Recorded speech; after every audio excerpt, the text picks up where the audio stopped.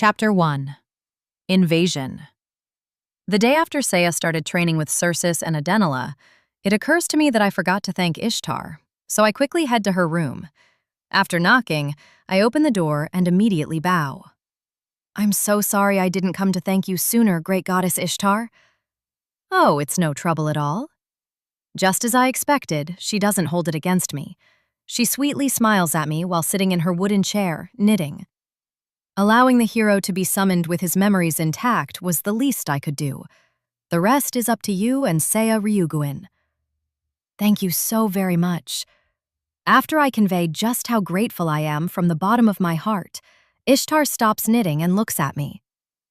I really wish I could help you more, but when I think about Ixphoria, my head gets cloudy, and I cannot see into the future. The demon lord of Gaia Brande possessed evil powers that got in the way of my power of precognition, but it appears this demon lord's powers exceed even that. Ishtar's expression then slightly tenses. After defeating the hero, the demon lord destroyed the world and received a blessing from a dark dimension.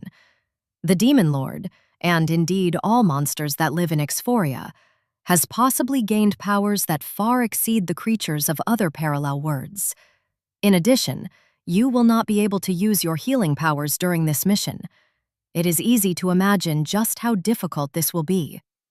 However, I have Seiya by my side, so I'll be okay, I suddenly declare. The great goddess's troubled expression becomes a warm smile, and she laughs. Yes, you will be. After overcoming a past rife with regret, Seiya Ryuguin has become not only physically strong, but mentally strong as well. His level of raw talent is certainly unique.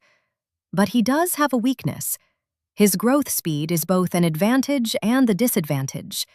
Before long, his attributes will reach their limit just as they did in Gaia Brande. Even then, I know he will overcome this obstacle and save Ixphoria. I believe in him just as you do. Ishtar gives me a gracious smile. Ixphoria is an SS-ranked world now, Rista.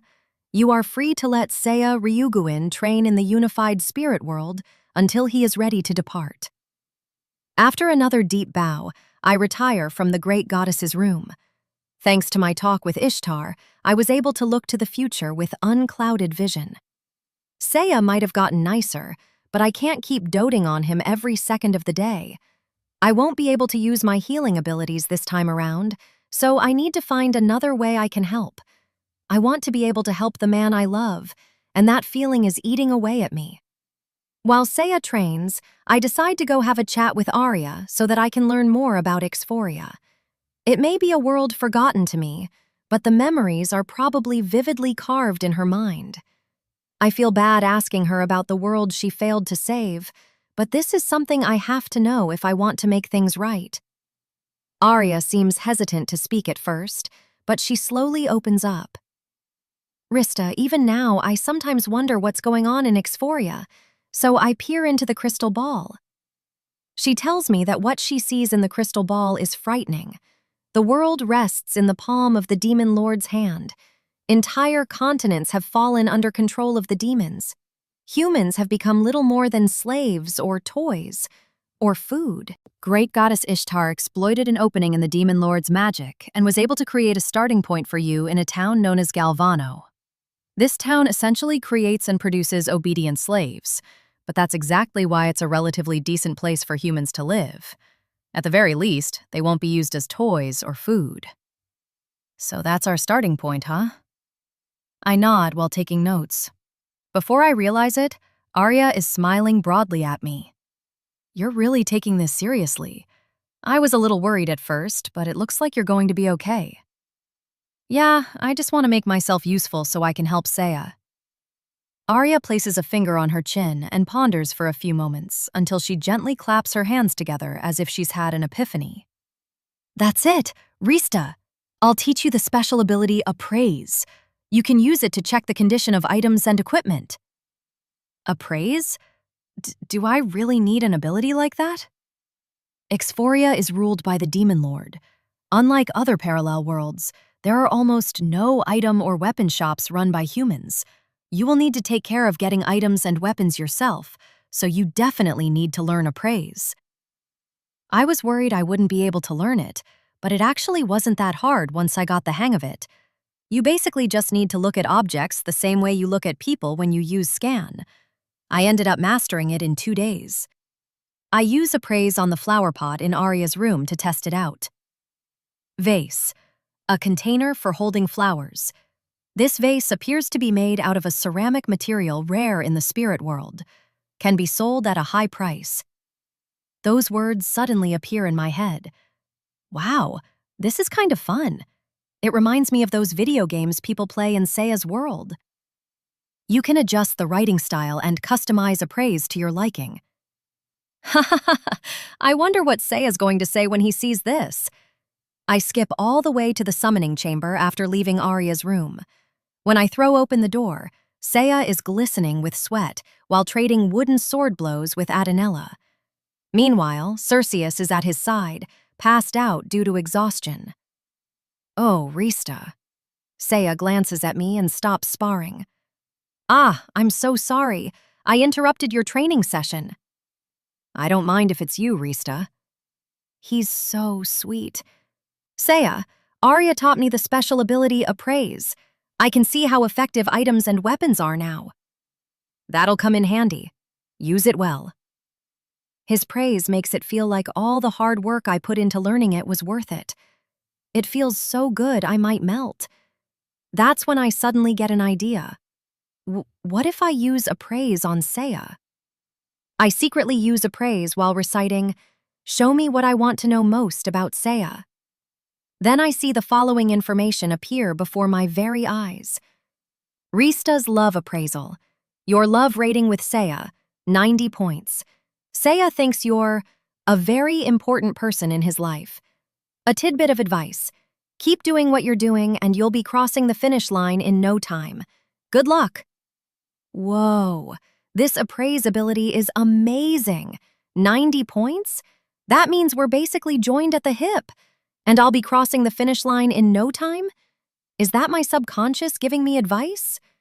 I don't really know what's going on, but this appraise ability is amazing. Noticing me staring at him, Seiya curiously tilts his head. Something wrong? Oh, no, nothing. Oh. Did you want to see my status or something? Oh, yeah, I really want to, but... Seiya was extremely against the idea of me seeing his stats last time, in fear of the information being leaked, so he persistently used the ability Fake Out to hide his attributes, but... It's fine, I'll show you. Yeah, baby, I want to see it all. The finish line is in sight and there's no turning back. I use scan and catch a glimpse of Seiya's status without Fake Out.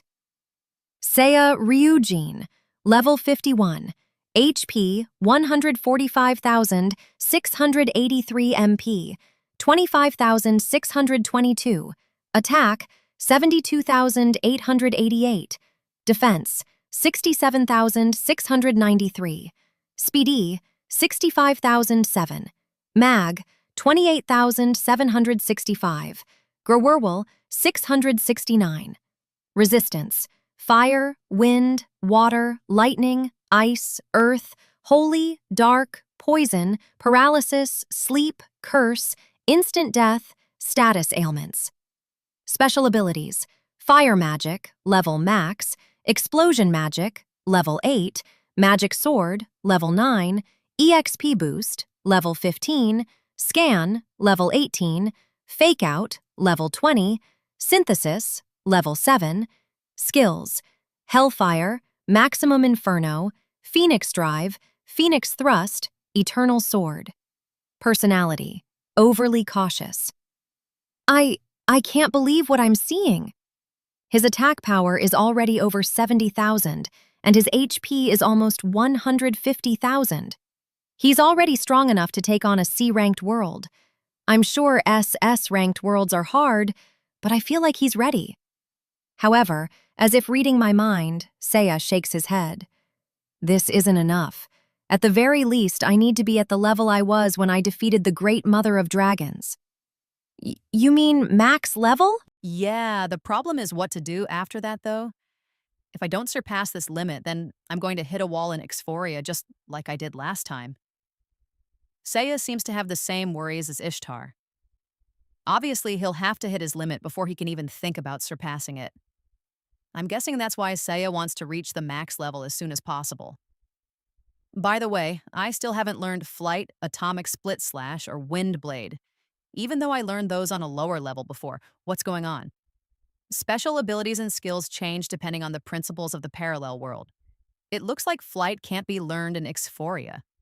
It also looks like the magic system is more fragmented than Gaia Branda. It appears you'll only be able to use fire magic this time. That's going to make things difficult. I know. I guess that's one of the things that makes this an SS ranked world. But it isn't all bad. It looks like you'll be able to learn skills and abilities in Ixphoria that you weren't able to learn in Gaia Branda. Seiya and Adenella resume training after our conversation. Unlike Cerseus, Adenella is tough. She doesn't even seem tired as she fiercely crosses swords with Seiya. Watching them battle was making me feel impatient all over again. I wanted to do something for Seiya. I wanted to help out with more than just this appraise ability. That's it! The idea suddenly hit me. I should adjust the gate's location to put Seiya in the best possible starting position. Since it's my first time going to this world as a goddess, a low-level one at that, I probably won't be able to make any fine adjustments without actually creating a gate. I make sure I'm away from the others as I begin to chant the spell to materialize the gate to Ixphoria. That's when Seiya suddenly looks over at me. Rista, what are you doing? I'm still not prepared. Oh, this? I'm just making some adjustments. Even though we're starting in a relatively safe town, I want to make sure the gate is in the safest area possible. I appreciate the thought, but are you sure a monster isn't going to suddenly leap out from that door? Don't worry. There's a powerful force field around the gate. It'll be fine. However, creak. The gate suddenly starts to creak open on its own. Huh? I stare in a daze instead of surprise at the door opening on its own. Standing behind it is a humanoid beast with the face of a wolf. Its muscular body is covered in silver fur. It steps into the room very naturally as if it was nothing out of the ordinary. Greetings, goddess of another dimension, and farewell. Only when I hear the deep voice speak in a human tongue do I realize that my life is in danger. But by that point, the werewolf's sharp claws are already on the verge of piercing my throat.